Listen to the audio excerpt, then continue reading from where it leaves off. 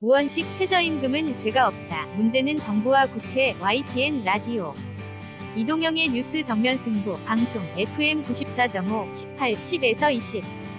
00. 방송 1. 2018년 7월 26일 목요일. 대당 우원. 식 더불어민주당 의원 앵커 이동형, 이하 이동형, 뉴스 정면 승부가 야심. 사기 꾸린 국회 드림팀, 굿벤저스. 오늘은 더불어민주당 우원식 의원 나오셨습니다. 어서 오십시오. 우원식 더불어민주당 의원, 이하 의원.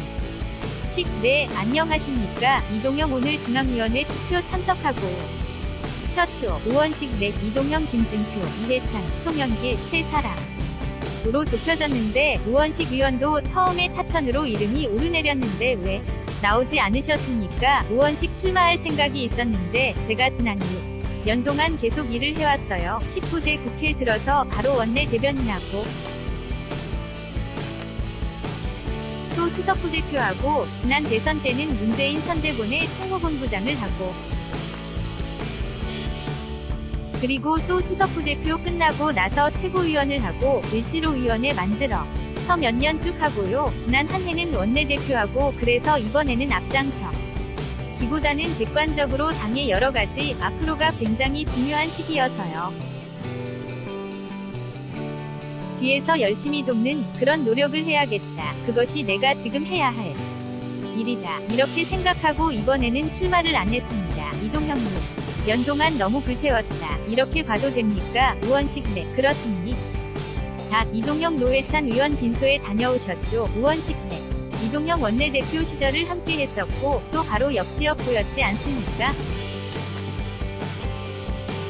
우원식, 네, 제가 노원을이었고 우리 노회찬 의원이 노원병 지역이 어쩌 이동형 두 분 그렇게 있으면서 노원구에서는 보수 정당이 힘들다 이런 이야기도 있었는데요. 신경은 많이 복잡할 것 같아요. 우원. 식, 네, 제가 을지로위원회를 하지 않았어요. 그 을지로위원회 정신과 회찬 의원이 늘 이야기했던 그런 본인의 시대적 소명, 이게 거의 비슷해. 그래서 굉장히 어떻게 보면 동지였고요. 서로 당은 다릅니다만 지역에서는 바로 옆 지역이어서 서로 정이 많이 쌓였죠. 아주 어려운 상황에서 그 문제를 아주 쉽게 이야기하고 품위 있게 이야기하고 늘 눈물 흘리는 국민 곁으로 가야 한다고 생각하면서 여러가지 상황을 아주 정의롭게 판단하는 분이어서 이번에 그런 일을 겪으면서 정말 마음이 아프더라고요. 이동형 방금 을지로위원회 말씀해 주셨는데 서민 또 사회적 약자 이 후수할 데 없어가지고 을지로위원회 많이 찾아오지 않았습니까? 우원. 식, 네, 그랬습니다.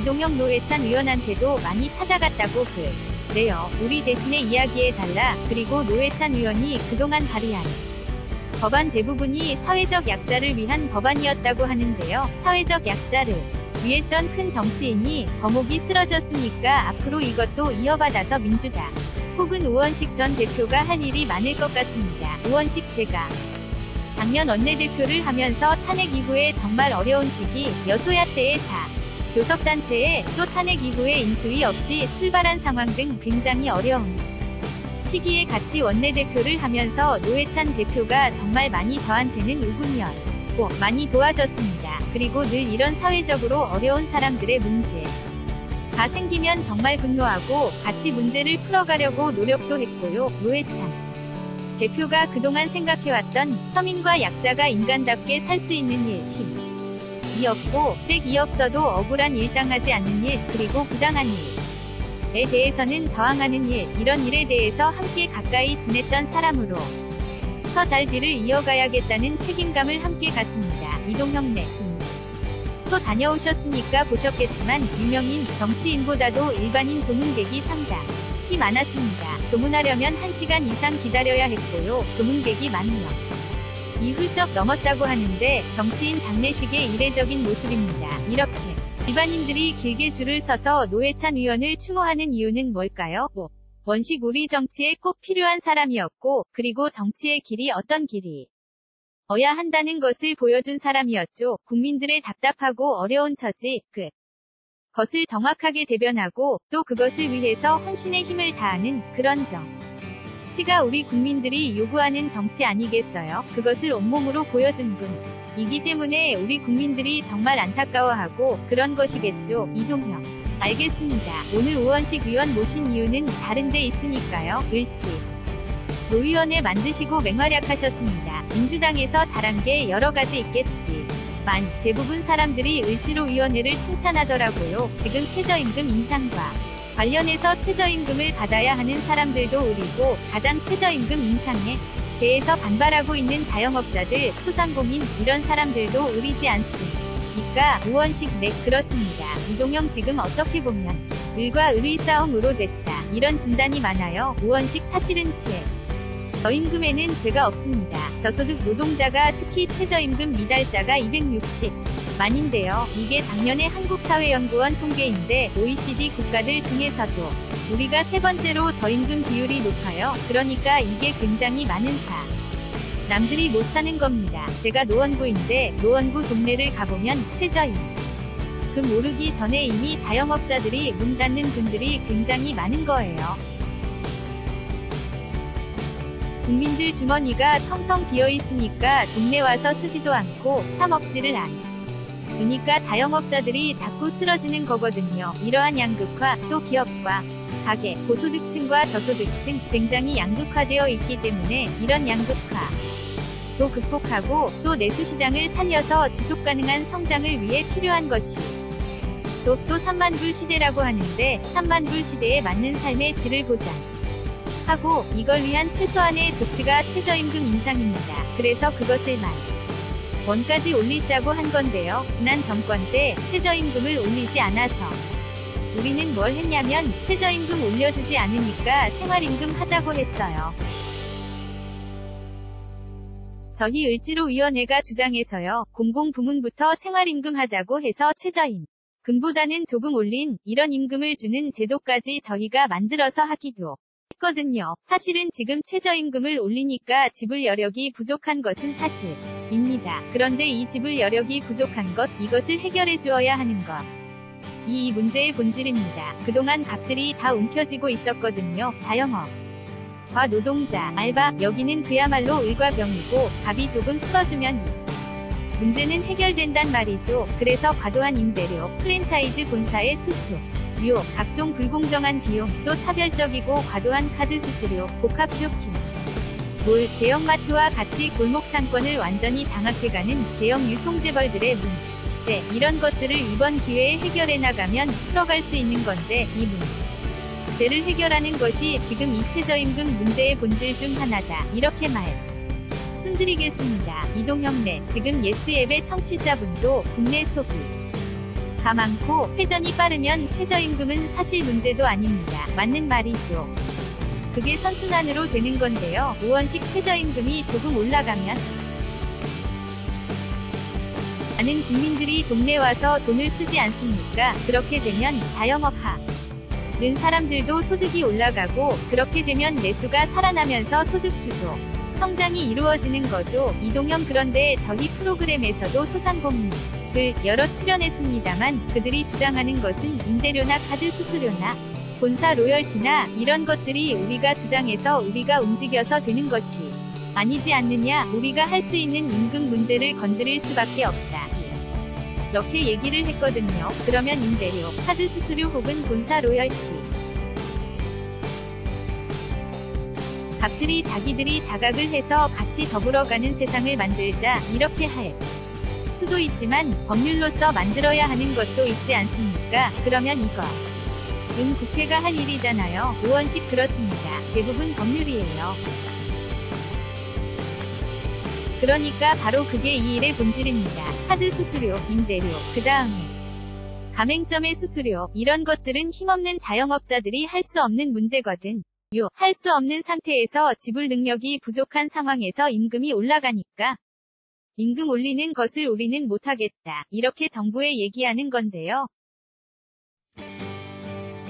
사실은 그동안 저희가 을지로위원회에서도 그렇고 또 서민들을 위한 정치하자고 하는 쪽에서 늘 이것을 이야기했던 것이 가맹사업 공정화에 관한 법, 대리점 공정화에 관한 법, 상가임대차보호법, 카드 수수료법, 그 다음에 대형마트, 복합 쇼핑몰 규제법 이런 것들 만들자고 숱하게 얘기해왔어요. 그런데 이것을 정치가 해결해주지 않은 겁니다. 특히 자유한국당을 비롯한 보수 야당에서 이것은 시장의 정치가 개입한다, 이렇게 해서 그 법들 통과를 막았고요. 그런 상황에서 이것들이 통과되지 못한 거죠. 이번엔 최저임금 문제를 둘러싸고 을과 을의 싸움인 것처럼 비칩니다만, 자영업 하시는 분들이 제기하는 문제가 우리한테 지불 여건을 만들어달라, 이게 이번 최저임금 논란의 본질로 차츰 변해가고 있고요. 지불 여력을 만들기 위해서는 자유한국당이 그동안 막아왔던 법들, 이런 것들을 통과시키는 것, 이 해결책이고, 따라서 이 문제 해결책은 정치와 국회에 있습니다. 분명 그런데 말이죠. 당장 우원식 위원이 야당 보고 하자고 한 임대차 보호 법 기간을 5년에서 10년으로 늘리는 법안, 이것도 지금 자유한국당에서 반대하고 있지 않습니까? 우원식 그렇습니다. 이동영 자유시 장 논리에 어긋난다, 이렇게 해서 반대하는 건가요? 우원식 댓글: 이렇게 자유시장 논리에 반대한다고 하는데 생각해보십시오. 지난번에 중족발 사태가 뭐냐면 보증금 3천만 원에 월세 297만 원이었던 것. 을 상가가 활성화되니까, 또 그리고 건물주가 바뀌었어요. 그러니까 새로 들어온 분이 보증금 3천만 원을 1억으로 올려라, 그리고 297만 원을 1200만 원으로 올려라. 이걸 어떻게 올립니까? 그래서 오랫동안 갈등이 있고, 그러다가 임차 상인의 손가락이 거의 절단되다시피 한 일도 있어 보요. 그러다가 나중에 임차 상인이 건물주를 때린 일인데요. 이것을 이렇게 해서 임차 상인이 망하면 결국은 건물주도 손해나는 겁니다. 그리고 상가임대차보호법을 만들어서 상가 임차인들한테 대항력도 주고 기간도 넓혀 주고, 이렇게 되면요, 임차 상인들도 자기가 잘 벌어서 문제를 해결하려고 하지, 계속해서 이게 무슨 재산권을 침해하고 이렇게 되지 않을 겁니다. 오히려 임대인과 건물주와 임차 상인 간 평화롭게, 그리고 그 지역 안에서 정말 열심히 노력하는 그런 상생의 관계가 될 겁니다. 박토를 옥토로 만들었으면 옥토로 만든 농부한테 대가가 가야 하는 것이거든요. 박토를 옥토로 만들었는데 그 성과를 다 땅 주인만 가져가고 거기서 일한 남한테 아무 성과를 안 준다. 그러면 그건 불공정한 거죠. 그런 것 때문에 자꾸 갈등이 일어나는 건데, 이것은 법으로 해결해 주어야 합니다. 이동형 청취자님이 문자로: 우원식 위원님 고생 많으십니다. 그런데 저임금 올린다고 문제가 해결되리라고 생각하십니까? 소상공인들의 본질적 문제는 소상공인이 너무 많다는 겁니다. 저는 동의하거든요. OECD 비교 해도 우리가 소상공인 너무 많습니다. 좋은 직장, 안정된 일자리 많다면 자영업 하겠습니까? 그래서 지금 문재인 대통령이 취임하면서 가장 맨 앞에 둔 정책도 고용 아니겠어요? 그런데 지금 잘 안 된다고 보인단 말이죠. 고용 문제는 어떻게 하면 좋겠습니까? 우원식: 다른 나라에 비해서 우리나라가 많습니다. 그래서 자영업자의 문제를 자영업자 안에서만 해결하려고 하면 해결이 안 되는 문제예요. 결국은 자영업자들이 자영업하는 것보다는 어디 가서 일하는 것이 훨씬 나아진다. 이렇게 되면 일하러 가지 않겠습니까? 그렇게 가려면 일자리를 더 늘려야 하는데, 일자리가 늘어나려면 내수가 늘어나야 합니다. 동네에서 물건을 만들고 물건을 팔고 그 장사가 잘 되고 많이 팔리면 결국은 그 상품을 만들어내는 회사가 잘 될 것 아닙니까? 그렇게 잘 되면 거기에서 일자리가 늘어나게 되는 겁니다.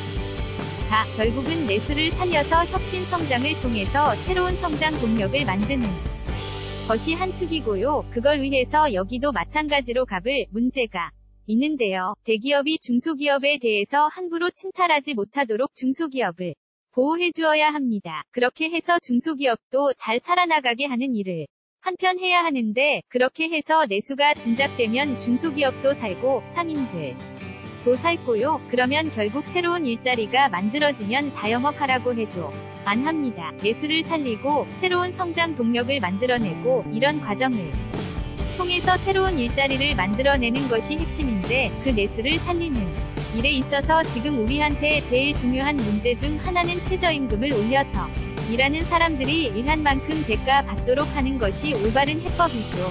이동형: 그게 지금 정부가 목표로 하는 건데요. 어쨌든 그게 빠른 시일 안에 피부로 다가오지 않으니까요. 우원식: 그런데 빨리 다가오는 게 이런 거예요. 얼마 전에 한 신문에서 보도를 했는데, 편의점 한 군데서 3,100만 원을 파는 분이 있어요. 그런데 그분이 물건 매입액이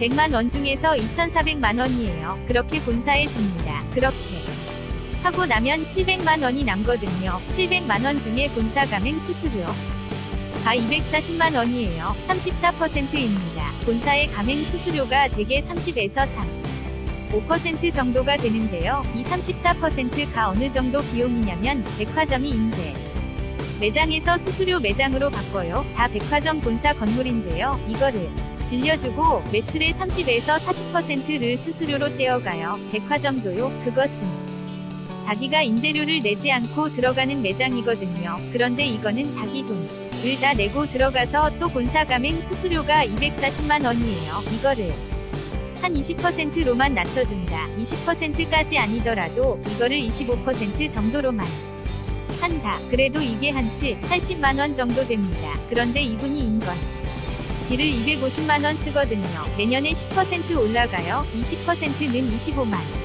원이에요. 수수료를 조금만 낮춰주면 최저임금 올라가는 게 문제가 없어요. 34% 너무 높습니다. 제가 보기에는 20%만 해도 돼요. 그러면 8만 원 중에 25만 원 최저임금 올라가는 비용만큼 주고 나면 그 나머지 한 70만 원은 가맹점 주가 더 가지고 가게 되는 거죠. 거기에다가 상품 폐기, 물건을 갖다 놨는데 유통기한이 지나서 못 판다. 그러면 이거는 본사도 같이 책임져 줘야 하는 것 아닙니까? 그런데 이 폐기되는 것도 71만 원 내요. 그것은 가맹점주가 다 냅니다. 이렇게 너무 불공정하게 되어 있기 때문에 이것을 올해 고쳐서 가맹사업 공정화에 관한 법을 만들어서 대리점 공정화에 관한 법을 만드는 방법도 있고요. 지난번에 15년에 을지로위원회에서 주장해서 가맹점주 협의회는 구성하게 되어 있어요. 그때 자유한국당이 계속 그것을 막아서 저희들이 교섭권은 포기했어요. 단체 구성권만 만들고요. 이번에는 교섭권을 주장하는 겁니다. 그러면 가맹점주 협의회가 모여서 본사하고 교섭이 가능해지거든요. 그러면 이런 더 고쳐나갈 수 있습니다. 이동형 그러니까 꼭 편의점뿐만 아니라 각종 대리점이라든가 다 포함되는 거니까요. 오원식 내 대리점 정화에 관한 법도 있고요. 이동형 예전에 남양유업 사태도 바로 거기서 나온 거잖아요. 오원식 내 그런 겁니다. 이동형 그런데 방금 이렇게 말씀해 주신 것은 어쨌든 정치권에서 할 일이 크지 않습니까? 그리고 지금 정부 여당이 됐기 때문에 야당이 반대해서 못했다. 이렇게 할 수는 없습니다. 그게 또 정치고 논쟁하고 설득하고 하는 것이 정치 아니겠어요? 오원식 네 그렇습니다. 이동형 후반기 국회 어떻게 보십니까? 오원식 여전히 쉽지 않습니다. 이번에 최저임금 논란으로 해서 우리 자영업 하시는 분들이 매우 어려워졌고 지불 여건을 만들어달라 두 가지 요구 다 하시는 거죠. 지불 여건을 만들어 달라 하는 것과 최저임금을 우리가 정말 주기 어렵다. 이렇게 두 가지 다 얘기하시는 건데요. 지불 여건을 만드는 것이 지금까지 불공정 문제의 핵심이기 때문에 이번 국회에서 이 문제를 해결해야 한다. 라고 하는 것이 대부분 위원들의 공통된 생각입니다. 개별 위원을 만나보면 지금 야당도 다르지 않습니다. 그런데 이게 또 정당 간으로 만나면 또 어떻게 될지 알 수가 없어요. 정말 이번에 최저임금 문제까지 포함해서 우리 사회의 불공정 문제를 해결하고 공정경제의 기초를 닦는 게 올해의 핵심이고 그것은 또 촛불혁명의 아주 근본에 닿아있는 정신입니다. 그래서 제가 얼마 전에 자회견 하면서 그런 이야기를 했는데 올해 8월 국회부터 12월 정기국회까지 작심하고 하겠다.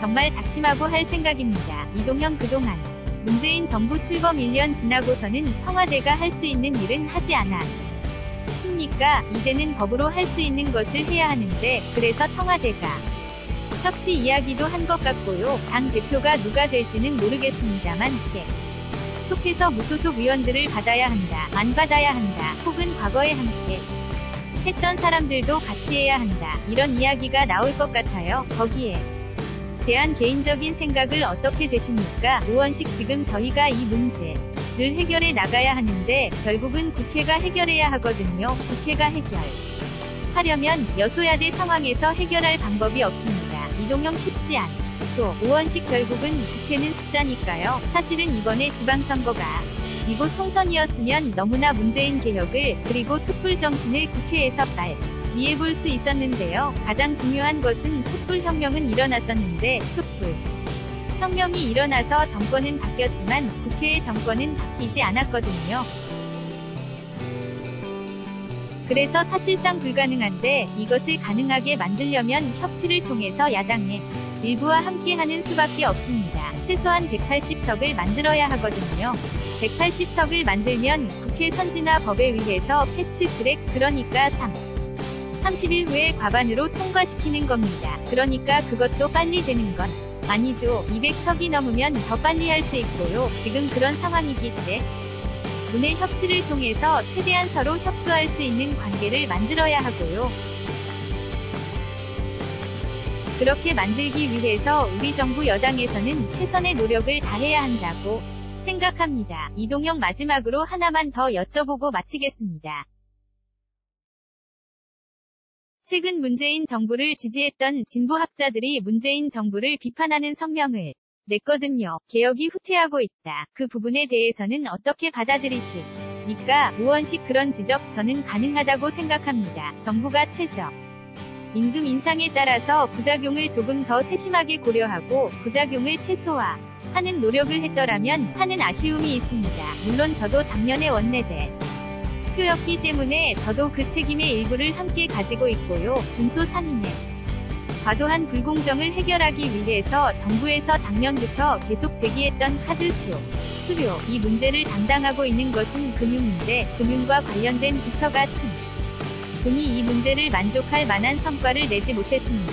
또 국회도 숫자 때문에 할 수 없다. 이렇게 해서 못하기도 했고요. 그런 점에서 저희들을 비판하는 건 비판하는 겁니다만 입법적 보완이 필수적인 상황에서 정부 여당만 비판해서는 되는 일이 아니고요. 야당에게 이 문제를 조금 더 세게 해야 한다고 생각합니다. 이동형 알겠습니다. 위원님 오늘 여기까지만 듣겠습니다. 출연해주셔서 감사합니다. 의원식 네 감사합니다.